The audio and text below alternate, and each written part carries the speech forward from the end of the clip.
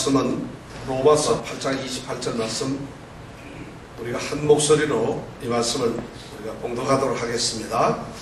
우리가 알거니와 하나님을 사랑하는 자 곧 그 뜻대로 부르심을 입은 자들에게는 모든 것이 합력하여 선을 이루느니라. 아멘.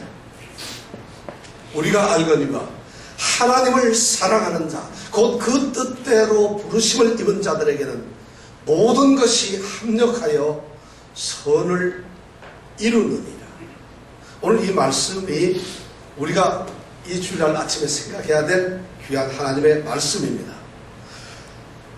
감히 말씀을 드리건데 성경에 있는 하나님의 모든 말씀 중에서 하나님의 백성들, 하나님의 택한 사람들에게 가장 사랑을 받고 가장 은혜를 끼치고 가장 확신을 주는 말씀을 고르라 한다면 바로 이 로마서 8장 28절 말씀. 우리가 알고 있습니다.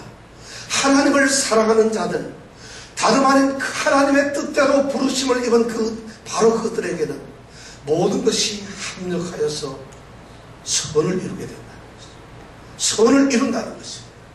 오늘 이 축복이 바로 우리에게 있기를 원합니다. 정말 놀라운 말씀이 우리 가운데서 그대로 이루어지고 성취되는 역사가 있기를 원합니다. 사실 이 말씀은 성경에 어떻게 보면 가장 중간에 우뚝 솟아있는 말씀입니다. 특별히 로마서 8장은 우리 사랑하는 하나님의 자녀들이 이 땅에 살아가면서 하나님이 약속하신 구원의 그 길까지 가면서 이 땅에서 우리가 어떻게 살아야 하는지, 그 살아가고 있는 과정 속에서 하나님이 지키시고 붙들고 계시고 하나님이 함께 하신다는 놀라운 그 하나님의 사랑을, 변함없는 하나님의 사랑을 확신시켜주는 말씀들이 바로 로마서 8장에 있는 말씀입니다. 그래서 로마서 8장 1절의 말씀은 그리스도 예수 안에 있는 자들, 다시 말씀드려서 예수를 믿는 자들에게는 결코 정죄함이 없다, 구원을 받는 것이 확실하다는 말씀을 선포함으로 8장은 시작이 되고 있습니다. 그러면서 하나님께서는 바로 그 구원의 확실성을 보장하기 위해서 구원이 다름 아닌 하나님의 아들을 보내서 이룬 것이라고 선언을 했습니다. 하나님의 아들을 통해서 이루어진 구원, 그 구원이 얼마나 확실하겠어요. 그뿐만 아니라 성령을 쫓아서 살게 함으로 말미암아 성령께서 우리를 도우시고 성령께서 우리와 함께 하신다는 그 역사의 말씀을 또한 우리에게 말씀하고 있습니다. 바로 그것이 그리스도 예수 안에 있는 사람들, 그리스도 예수를 믿는 사람들에게 이루어지는 구원의 축복입니다.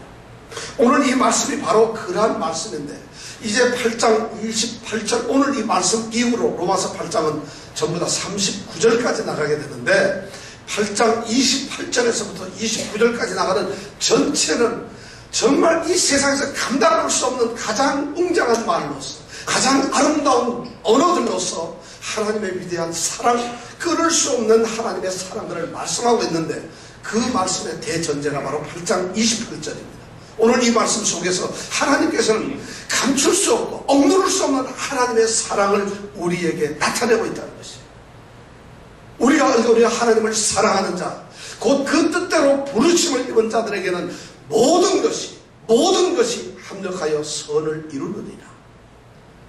정말 이 놀라운 은혜가 오늘 정말 이 예배를 드리면서 이 말씀을 듣는 여러분들에게 임하시기를 축복합니다. 그리스도인들에게 이 축복이 있기 때문에 우리는 삶을 살아요. 이 축복이 있기 때문에 그리스도인들은 신앙의 삶이 무엇인가를 알 수가 있어요. 만약 그렇지 않다면은 그리스도인들 불쌍한 사람들이에요. 아무것도 할 수 없는 사람들. 예수 믿는다고 얼마나 우리가 얽매임을 당하고 있어요. 그런 사람들이 이러한 축복을 만약 누리지 못하고 산다면 참 불쌍한 사람들이 예수 믿는 사람들이에요. 그런데 하나님께서는 그렇게 예수 믿는 사람들을 놔버려 두지는 않았다는 것이에요. 그렇게 그냥 버려둔 것이 아니라 내가 너희들을 위해서 무엇인가 일을 하겠다는 것이에요. 역사를 하겠다는 것이에요. 그것이 뭐냐? 나를 사랑하는 자에게는 내가 모든 것을 다 엮어서 너에게 내가 바라는 아름다운 선을 이루도록 내가 일을 하겠다는 것이에요. 이 축복이 우리에게 있다면, 예수를 믿는 그리스도인들에게 있다면 어떻게 우리가 감사하지 않을 수 있어요. 어떻게 우리가 이 세상을 능력 있게 살지 않을 수 있겠어요? 어떻게 우리 신앙이 초라하게 넘어질 수가 있겠어요? 사실 그렇습니다. 우리 그리스도인이 살아가면서 이 세상에서 너무나 많은 일들이 일어나고 있어요. 예수를 믿든 안 믿든, 안 믿는 사람들에게도 좋은 일이 일어나고 나쁜 일들이 일어납니다. 우리 예수를 믿는 사람들에게도 너무나 많은 일들이 일어나고 있어요. 그런데 좋은 일들, 기쁜 일들, 정말 하나님의 자녀들이 누리는 축복의 일들만 일어난다면 얼마나 좋겠어요. 그렇지가 않다는 것이, 예수를 믿어도 도리 없이 일어나는 고통스러운 일들이 있다는 것이, 예수 믿는다고 고백을 하는데도 그 예수를 믿는 그 고백 속에서도 오히려 고난이 있고 고통이 있다는 것이, 예수 믿어서 축복을 받는다, 이 세상에서 행복을 누린다, 그것이 아니잖아요. 바로 그런 현실 속에서 살아가는 우리 그리스도인들에게 하나님을 믿으면은 하나님께서 주시는 영원한 복이 있다는 말씀을 믿고서 그 하나님의 귀한 은혜를 사모하며 예수를 믿는 사람들에게 실제로 당하는 고통에 대해서 우리가 무엇이라고 설명을 할 수 있겠어요? 어떻게 그들에게 가장 아름다운 하나님의 복음을, 하나님의 은혜를 설명할 수 있겠어요? 그럼에도 불구하고 하나님께서는 바로 우리에게 이렇게 위대한 말씀을 우리에게 던져주고 있어요. 하나님을 사랑하는 자, 곧 그대로 부르심을 입은 자들은 바로 그 사람들에게는 모든 것이 합력해서, 모든 것이 얽혀져서, 어떤 것들인지 다 얽혀져서 하나님이 원하시는 목적대로 선을 이루신다는 것이죠. 이 말씀에 위로를 받지 않으십니까? 이 말씀에 여러분들 격려를 받지 않으십니까? 이 말씀 속에 여러분들의 힘을 얻을 수가 없습니까? 왜일까요? 오늘 이 말씀을 우리가 생각하면서 하나님이 주시는 위대한 그 능력의, 그 위로의 말씀을 우리가 누릴 수 있는 그런 자리까지 올라갔으면 좋겠어요. 오늘 이 말씀을 보니까 바로 그러한 그리스도인들에게서, 세상을 살아가면서 힘들고 지쳐있는, 정말 어려운 가운데 있는 바로 그 그리스도인을 향해서 하나님께서 지금 말씀을 하고 있어요. 내가 역사를 한다는 것이, 내가 너희들을 위해서 이 일을 하고 있다는 것이, 내가 너희들을 위해서 단 한순간도 졸지 않고 주무시지도 않고, 내가 너희들을 위해서 좀도 외면하지 않고 지금 일을 하고 있다는 것이, 모든 일이 합력하여 선을 이루게 하시는 하나님, 모든 것이 뭉쳐서, 모든 것이 똘똘똘똘 연결되고 뒤엉켜서 결국에는 그것이 그리스도인들에게 아름다운 선으로 이루어지게 하는 그 하나님의 섭리, 간섭, 이것을 하나님께서 말씀하고 있어요.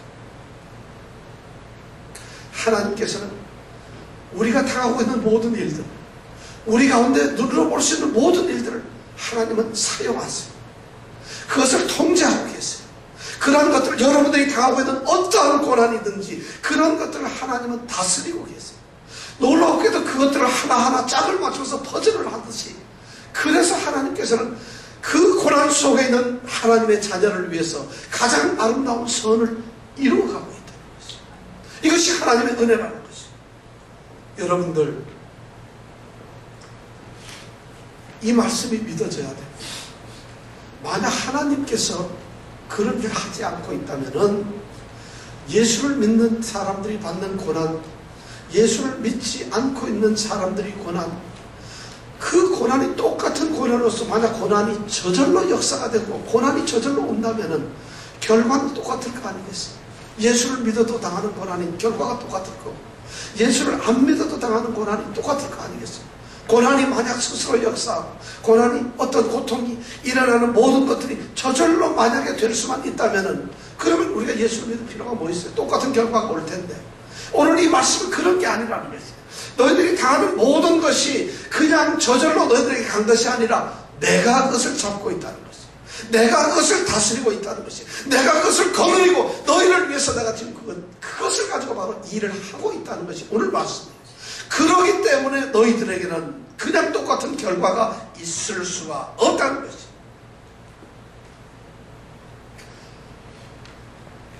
예수를 믿는 사람들은 바로 이 맛에 사는 것이 아니겠어요? 이러한 상황을 알기 때문에 예수를 믿는 것이 아니겠어요? 여러분 그런 거 느껴보세요. 여러분들이 갖는 그 삶의 현장에서 그런 거 느껴보세요.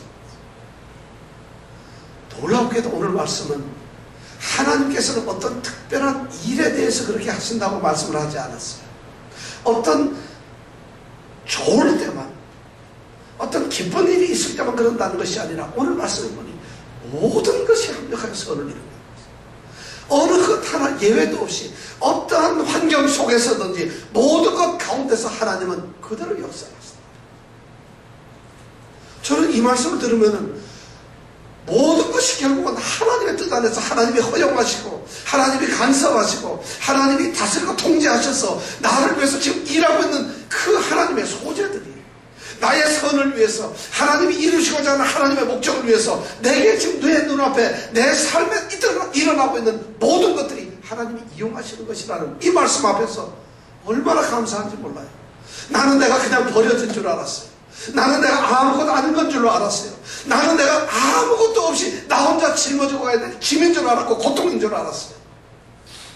그것이 아니라 바로 내 삶 가운데 주님께서 그걸 잡으시고 계셨어요. 모든 것들, 우리가 가정에서 일어나는 모든 일들이, 부모님들 때문에 마음 아파하는 사람들, 고통스러워, 자녀들 때문에 속이 쓰려고 배신감도 들고 마음이 아파요. 그 변화된 자녀들 속에서 원수같이 자녀들이 미워지는 것처럼 느껴질 때가 있어요. 너무 안타까운 때가 있어요.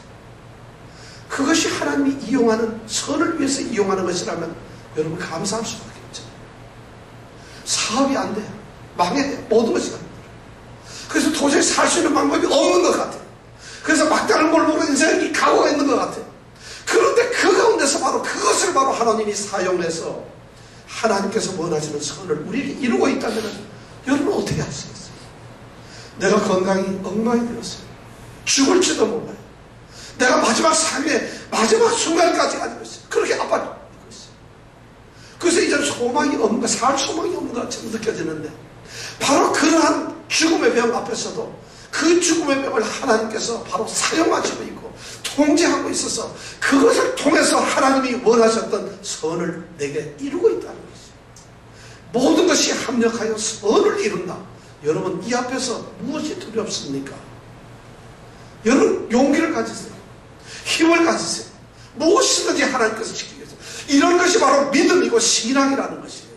신앙을 가진 사람들은 바로 이러한 말씀 속에 눈물을 흘리는 사람들이에요. 이런 말씀 속에 자기 가슴을 쏟아내고 이 말씀 속에 자기를 적용시키는 사람들이라는 것이에요. 이런 것이 없는 사람들, 뭐가 예수를 믿는 사람들이겠어요? 근데 궁금한 게 있어요. 사업이 안 됐는데 그게 어떻게 선이 될까요? 정말 죽을 병에 걸려서 죽어가는데 어떻게 그것이 내게 선이 될 수가 있겠어요? 말 안 듣는 자식들, 애 먹이는 부모들, 친구들, 일어나는 모든 상황 속에서 하나도 변화가 없는, 지금 내가 처한 형편에서 보면은 일어나는 일들이 하나도 선하게 될 것 같지는 않은데 그 일들을 보면은 하나도 하나님의 역사가 일어날 것 같지는 않은데 하나님이 나를 사랑하지 않을 것 같은데 어떻게 그것을 하나님께서는 선으로 바꾸시고 선으로 인도하실까? 여러분 어떻게 그게 가능할까요?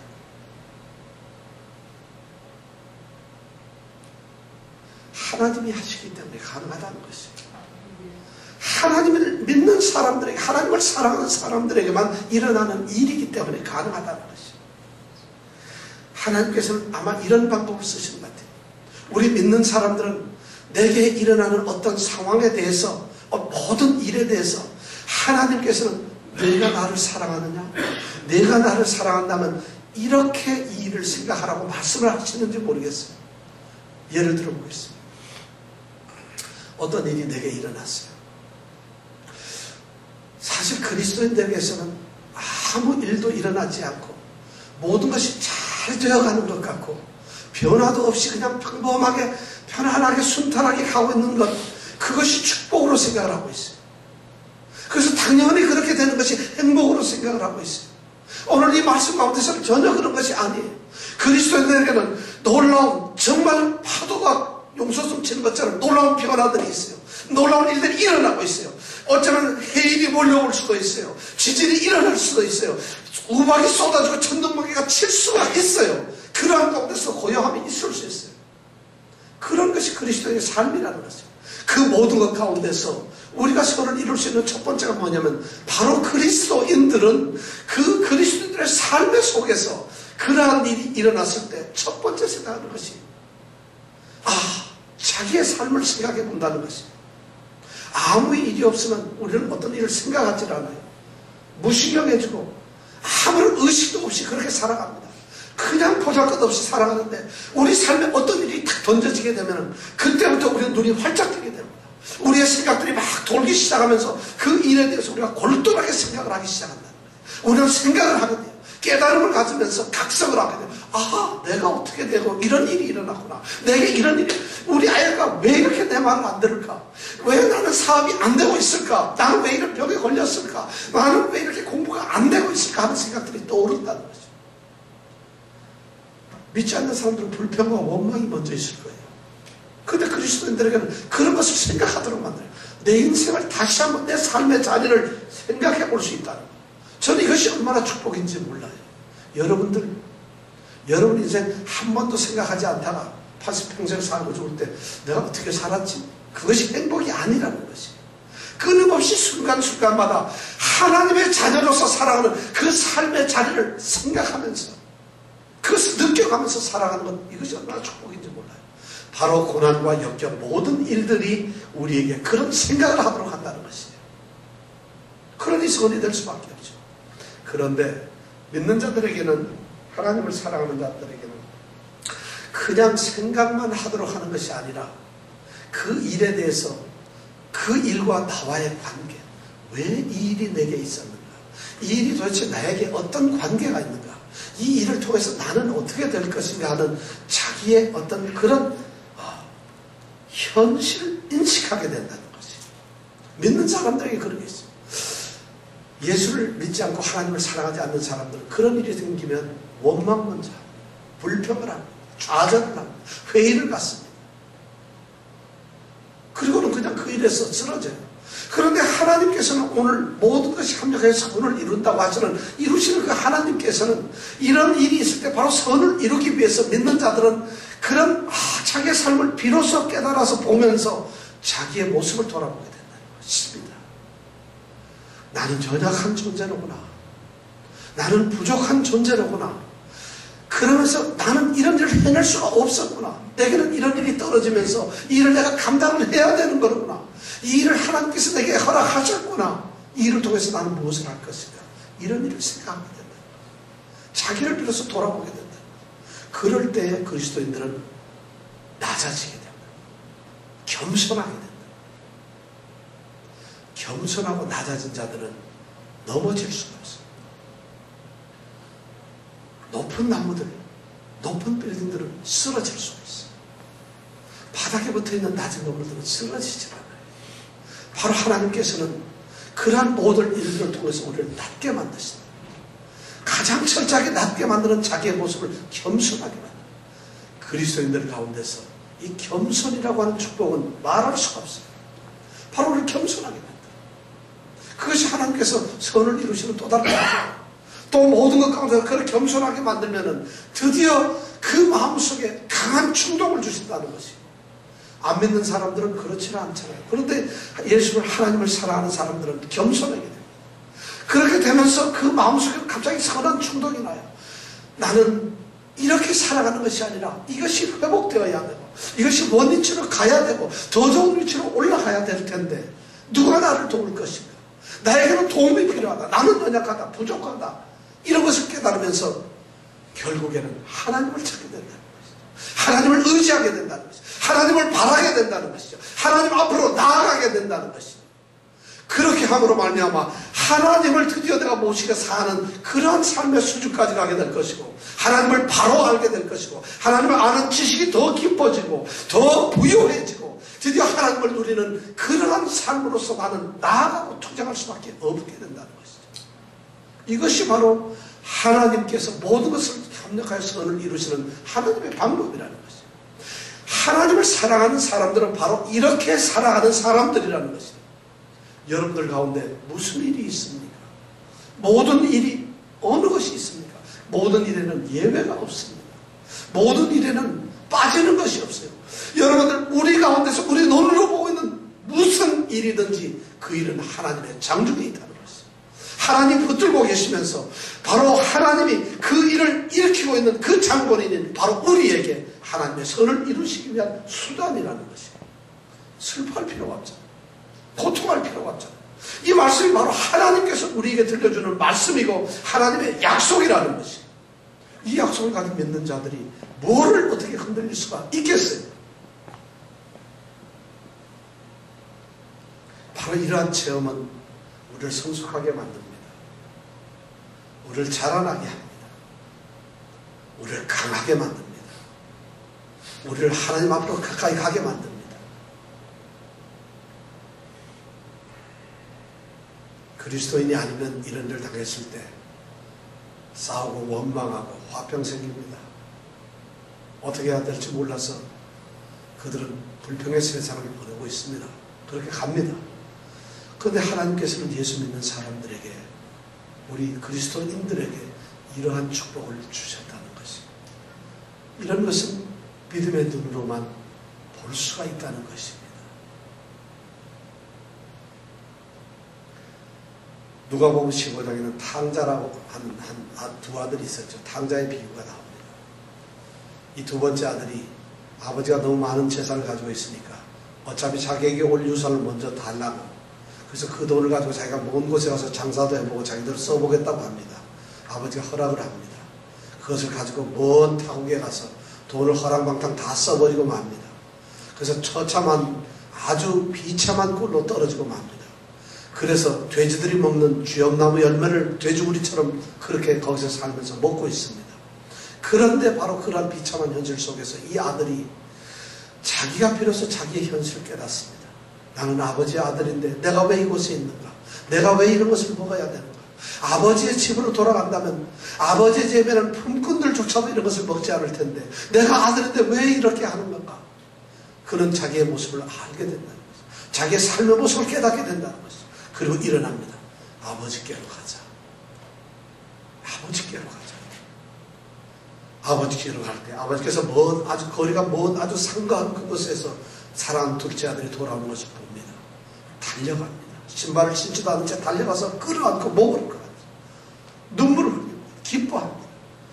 송아지를 잡고 반지를 끼워주면서 좋은 채소 옷을 입히고 잔치를 벌립니다.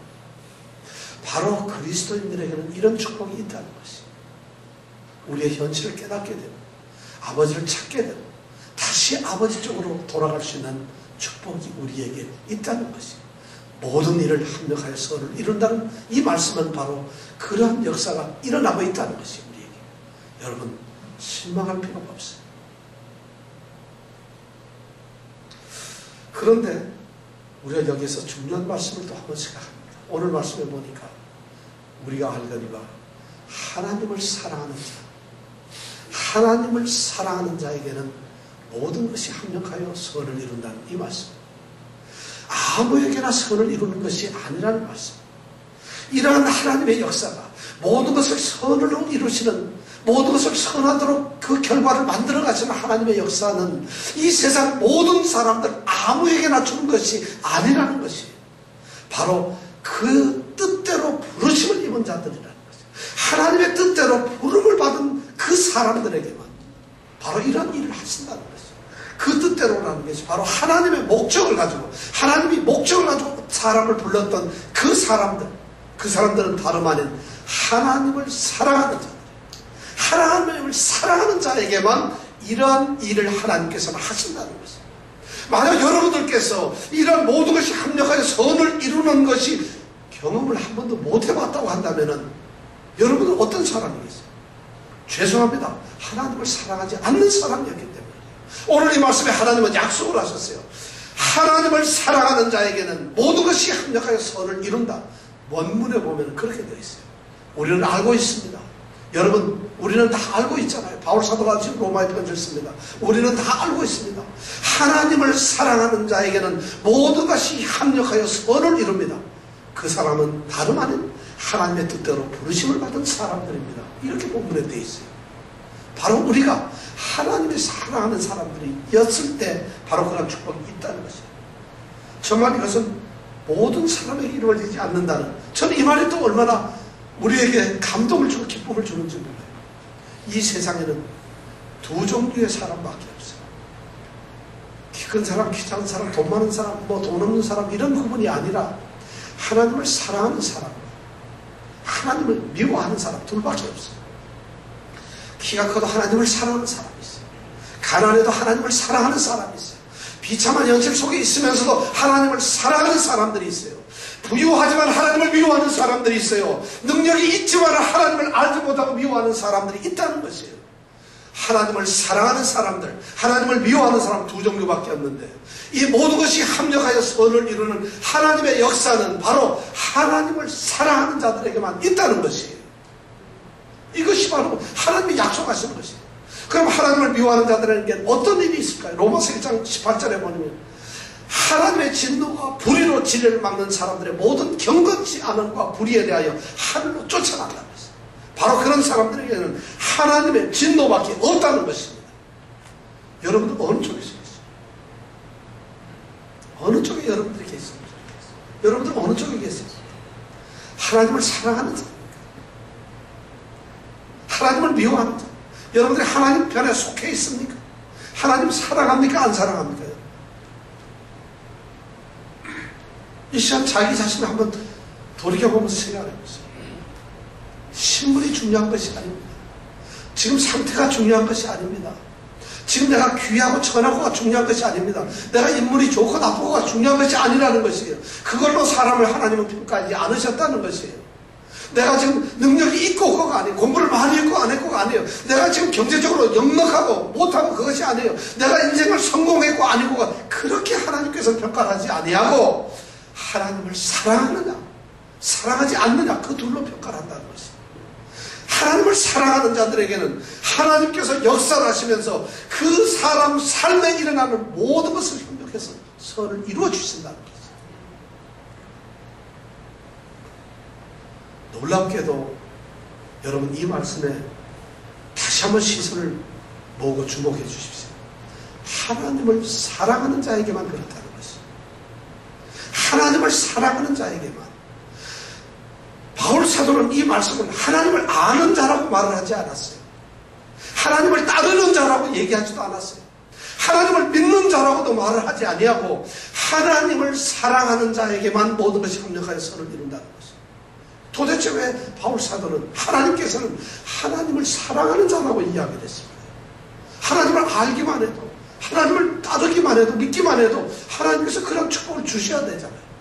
그러면 도대체 하나님을 사랑한다는 것이 무엇인가? 하나님의 사랑에는 어떤 비밀이 있는가? 여러분 이것을 알아요. 하나님을 사랑한다는 것이 뭡니까 여러분? 사랑하는 성도 여러분, 우리 예수님께 성도들은 제가 보기에는 뉴욕에서는 하나님을 제일 사랑하는 성도들인데 하나님 사랑하는 게 뭘까요? 모든 것이 협력의 선을 이루어야 되니까 하나님을 사랑하는 사람이 되어야 될 텐데 여러분 하나님 사랑하세요? 보여야 사랑하지. 뭘 있어야 사랑을 하지. 하나님을 사랑한다는 게 뭘까요? 하나님을 사랑하는 자 그들에게만 이 축복이 있다는데 어떤 것이 하나님을 사랑하는 것이죠? 사실 성경에는 제일 첫째 되는 계명이 바로 하나님을 사랑하는 것입니다. 우리는 성경에는 이 계명의 중요한 말씀을 많이 놓쳤습니다. 구약 성경에 보면 이스라엘 백성들이 구약을 자기네들의 유일한 성경으로 생각을 합니다. 그 사람들은 유대인들은 신약을 성경으로 생각 안 하고 있죠.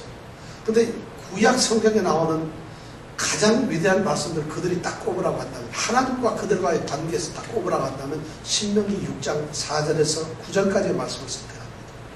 그것은 그 사람들을 만나서 쉐마라고 하는 말인데 너희는 들으라. 하나님의 명령이에요.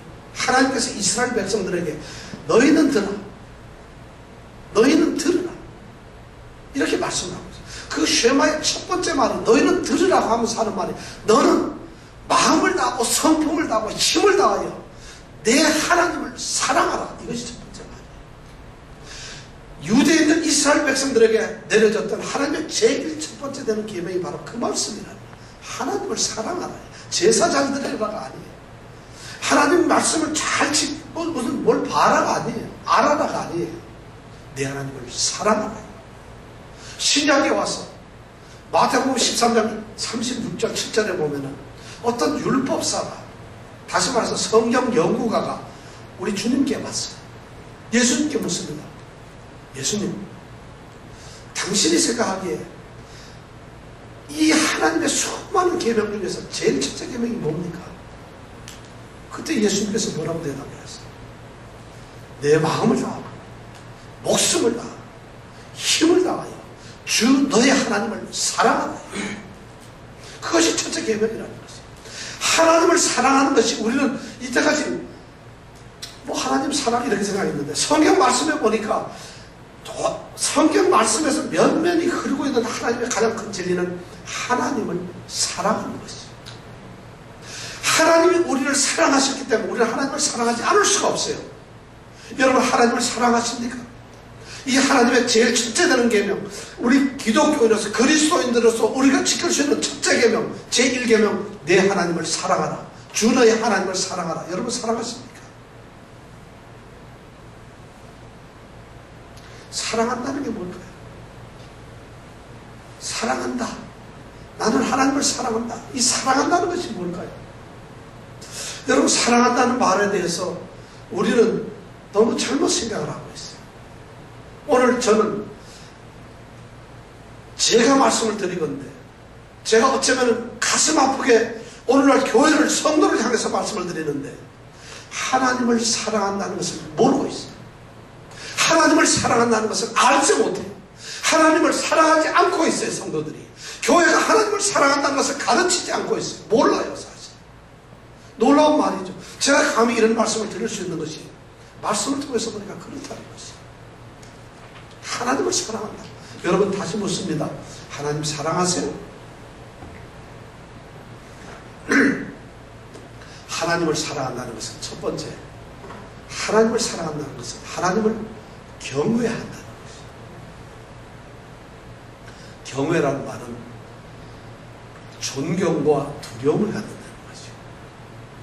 오늘 하나님을 사랑하는 것이 교회에서 하나님과 친밀해지고 가까워지고 하나님과 편해지고 하나님과 아무런 거리낌 없는 그런 관계를 하나님과 사랑하고 친한 것으로 생각을 하고 있어요.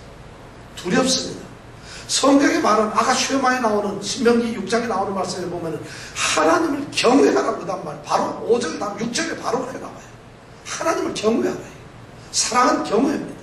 경외라는 건 뭐냐면 하나님을 지극히 존경하는 사랑이에요. 하나님을 지극히 두려워하는 사랑이에요. 이런 것이 하나님을 사랑하는 것이에요. 오늘날 교회가 하나님을 두려워해요. 여러분, 하나님을 두려워합니까? 하나님의 그 위대하심에 대해서 두려워하십니까? 하나님은 그 하나님을 정말 존경하세요.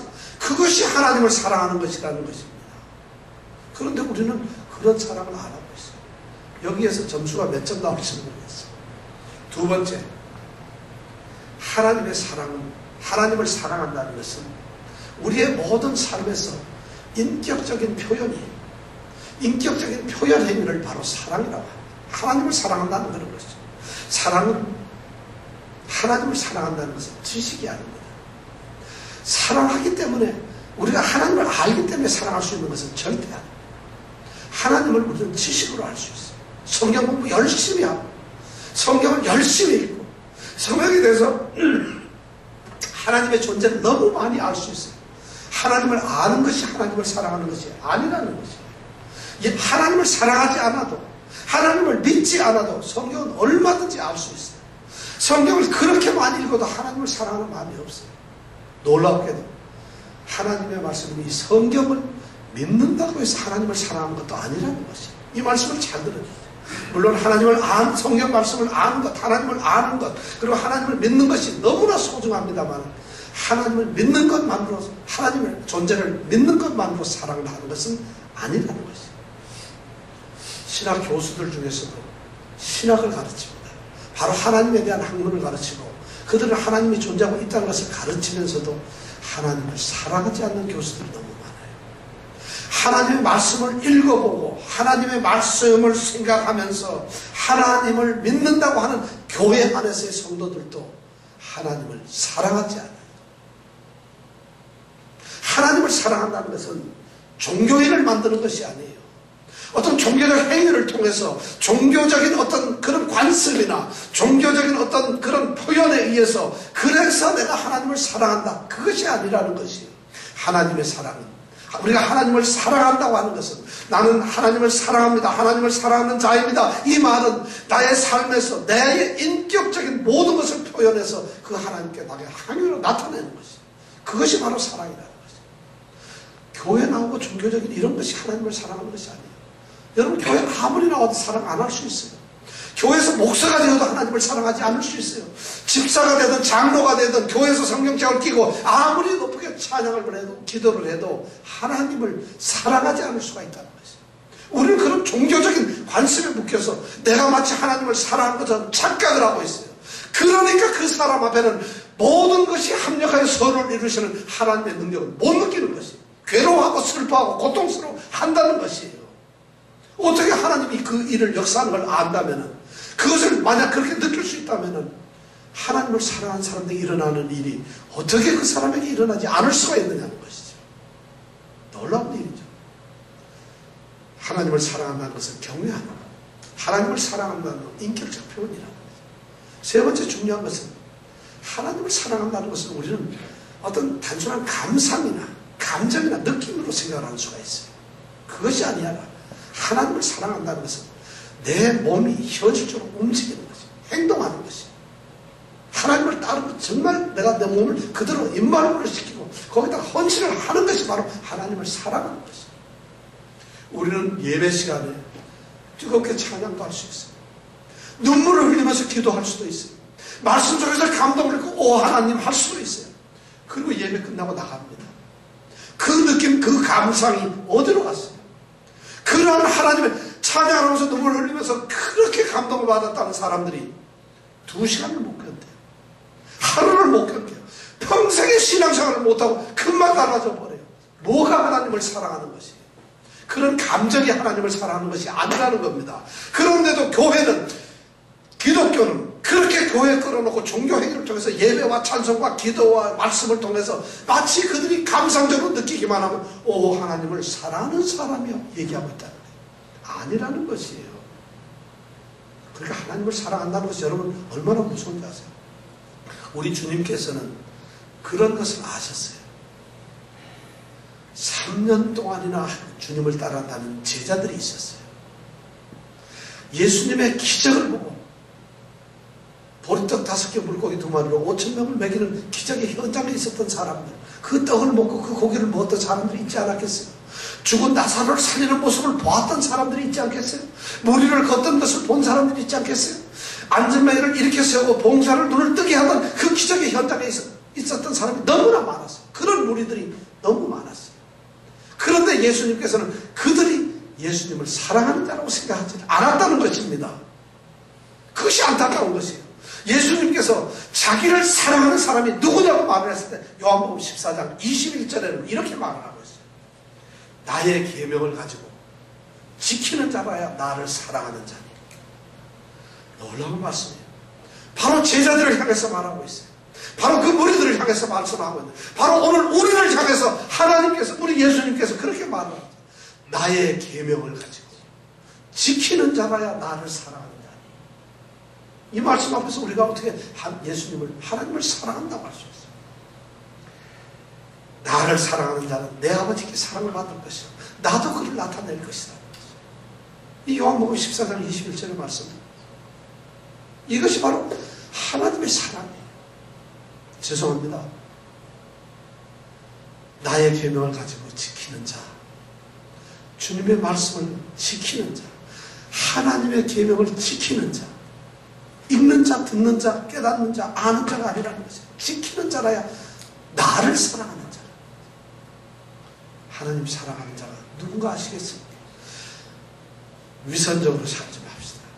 거짓된 신앙 속에서 우리가 있지 말자는 것이에요. 모든 것이 합력하여 선을 이루는 축복을 여러분 원하지요. 그런 놀라운 은혜가 우리에게 있기를 바란다면 정말 하나님을 사랑하는 자가 되십시오. 하나님을 사랑하는지 안 사랑하는지 그걸 알려면 어떤 사건을 보면 바로 알 수 있어요. 어떤 일을 딱 당해보면 그 사람이 하나님 사랑하는지 안 하는지를 금방 알 수 있어요. 하나님을 사랑하는 안 하는 사람은 모든 일, 어떤 일이 자기에게 발생됐을 때 원망 불평해요. 금방 두려워해요. 금방 그것에서 어쩔 줄 모르고서 막 한탄해요. 슬퍼하고 괴로워해요. 실망하고 낙심해요. 그런데 그런 일이 떨어졌을 때 그 시련과 환난 속에서 그 역경 속에서 반응하는 모습을 보면서 우리는 하나님의 사랑을 알 수가 있어요. 우리가 잘 아는 욥이라고 하는 사람이죠. 구약성경 욥은 10명의 자녀들이 있었어요. 동방에서는 최고의 부자였어요. 소떼, 양떼 이거 할 것 없이 엄청나게 많았어요. 소위 말해서 사랑하는 아내와 10명의 자녀들과 수많은 재산을 가진 이 세상에 우리가 말하는 최고의 축복을 받은 그 사람이었어요. 그런데 하나님께서 그를 칩니다. 사탄이 와가지고 하나님께 말을 합니다. 욥이 하나님을 섬기는 이유가 뭔지 아세요? 돈 많지요, 자녀들 많지요, 뭐든지 잘 되는데 하나님 안 섬길 사람이 누가 있겠어요? 하나님 그걸 다 뺏어보세요. 욥은 하나님을 절대 섬기지 않을 겁니다. 사탄이 바로 하나님께 그렇게 말을 합니다. 하나님께서 그래? 그럼 한번 해봐라. 욥을 죽이지만 말고 그의 재산을 다 뺏어보아라. 그의 자녀 10명을 다 뺏어보아라. 그를 완전히 병까지 걸려서 죽게 한번 만들어. 죽이지는 말고 그런 상황까지 한번 네가 시험을 해보아라.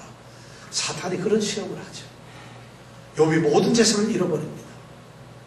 그가 가져서 사업들이 쫄딱 망했어요. 아무것도 소망이 없어요. 가진 것이 없고 이제는 죽었구나. 먹을 것도 없었어요. 자녀 10명이나 돼서 유복한 그 삶이 자녀들이 다 죽어버렸어요. 10명이나. 사랑하는 아내마저도 네가 하나님을 믿어. 웃기는 짓 하지 마라. 원망을 하고 떠나가 버리고 말았어요.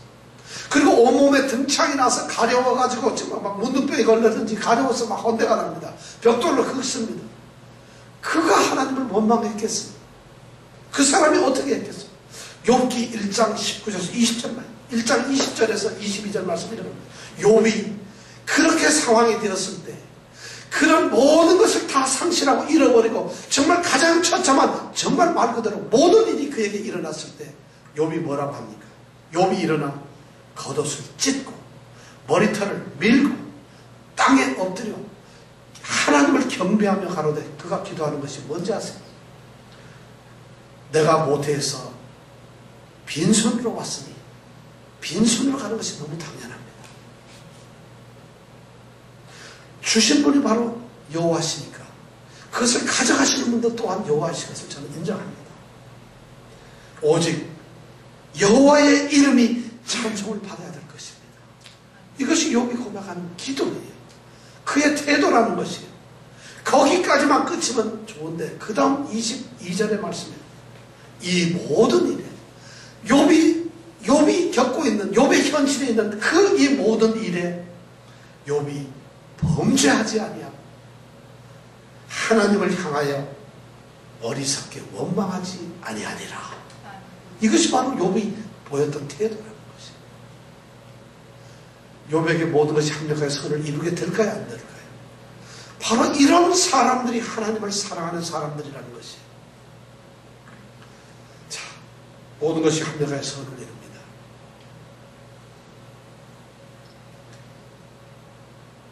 바로 그런 축복을 받는 사람들은 하나님을 사랑하는 사람들입니다.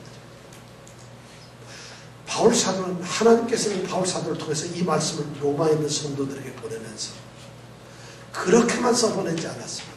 하나님을 사랑하는 자에게는 모든 것이 합력하여 선을 이룬다. 이렇게 써보내지 않았습니다. 제일 앞에 분명한 말이 있어요. 뭐라고 써있어요? 우리가 알거니. 우리는 알고 있다는 것이에요. 로마에 있는 성도들, 이 편지를 받고 있는 성도들도, 이 편지를 쓰고 있는 나도 우리는 알고 있다. 우리는 알아야만 된다. 우리는 당연히 이것을 갖다 알고 있다는 것이에요.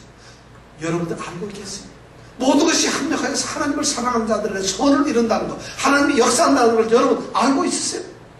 바로 바울 사도는 로마에 있는 성도들이 이 사실을 알고 있다고 생각해요.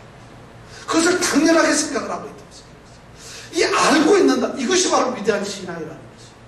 그걸 모르니까 그러는 것이에요. 오늘 사랑하는 여러분, 알기를 원합니다.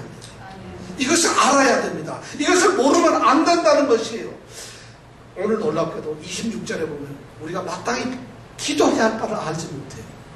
그런데 오늘 이 28절에 보니까 우리는 알고 있다고 말해요. 우리는 기도할 것이 뭘 하나님께 빌어야 될지, 뭘 하나님께 간구해야 될지 아무것도 모르고 있어요. 그런데 우리는 모든 것이 합력하여 선을 이룬다는 것을 알고 있어요. 도대체 이 말씀 가운데 어떤 결과가 있을까요?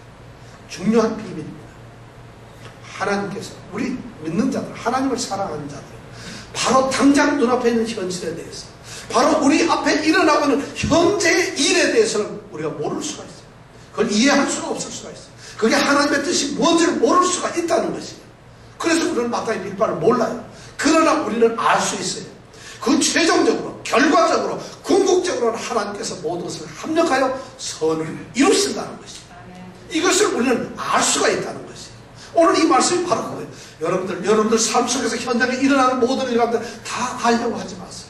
모든 것이 이해가 안 된다고 두려워하지도 마세요. 알 수도 없을 뿐만 아니라, 왜냐하면 그것은 하나님이 주장하고 간섭하고 하나님이 이루시는 일이기 때문에 우리가 모를 수가 있어요.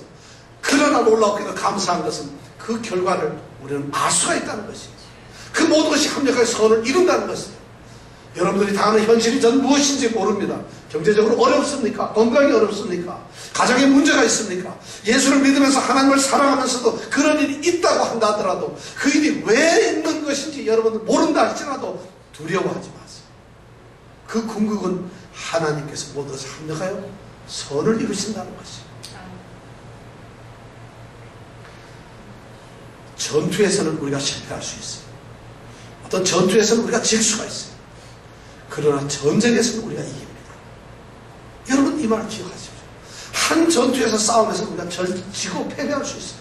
그러나 그 전체 전쟁에서는 우리는 승리자가 된다는 것이죠. 바로 그런 것이 그리스도인인 것이죠. 우리는 병의 이 투병 생활 가운데서 머리가 아프고 온몸이 쑤시고 고통스러워요.